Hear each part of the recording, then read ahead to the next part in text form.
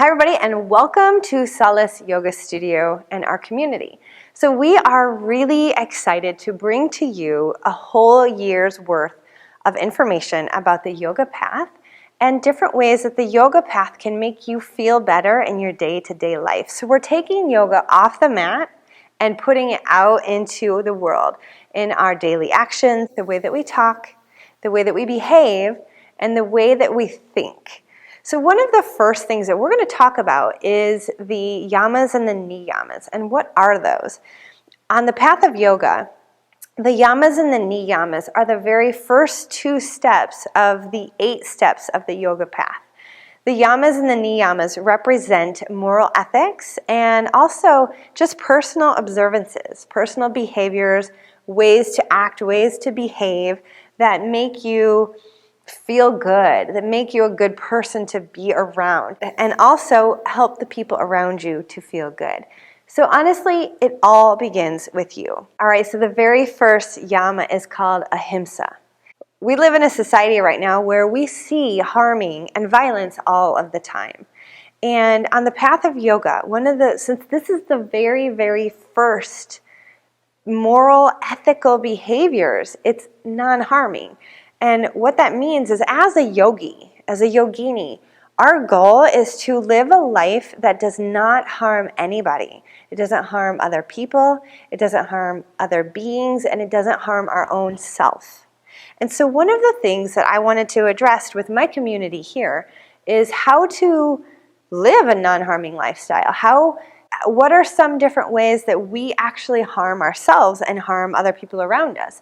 We harm other people with our judgment. We harm ourselves with our own judgment. If you're like me, or if you're like most humans, you are probably your own worst enemy. You probably have a lot of negative self-talk or criticism of yourself, like, why did I do this? Why do I always do this? Or why does this always happen to me? You know, you might have a lot of that inner dialogue going on, and that can be harming in and of itself. Other ways that we are talking about non-harming in our community are how we treat the people around us. Are we really careful with our words? Are we careful with our own behaviors? Are we just going around like a wrecking ball and destroying people's lives because we're living in our ego and we're living selfishly? That obviously is very harming. Another way that we harm things is how are we harming things around us?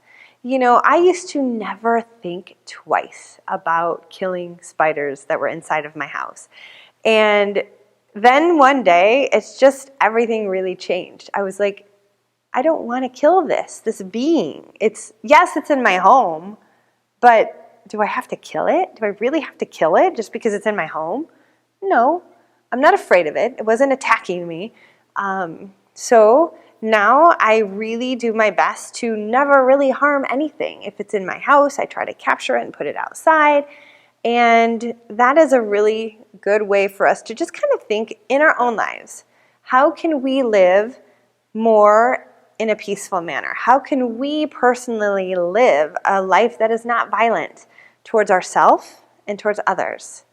So I just want to offer this to you today in just sort of a reflection that you can take into your own heart, into your own home, and into your own community, your own work, and just ask yourself, how can you be nonviolent?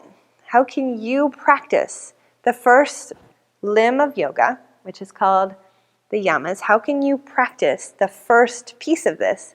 And we call it Ahimsa, which means non-harming. That's all I have for you today. I really hope that this helps, and I hope that this really touches you in a way that makes you think, how can I be less harmful in the world around me and in my own inner world? Because that is truly what we're all about here, is inner peace and peace with the world around us. So that's all I have today. Thank you so much for tuning in and watching Solace Yoga TV.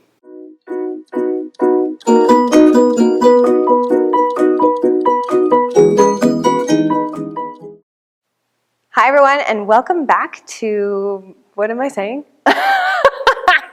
That's like, okay. Yeah, okay.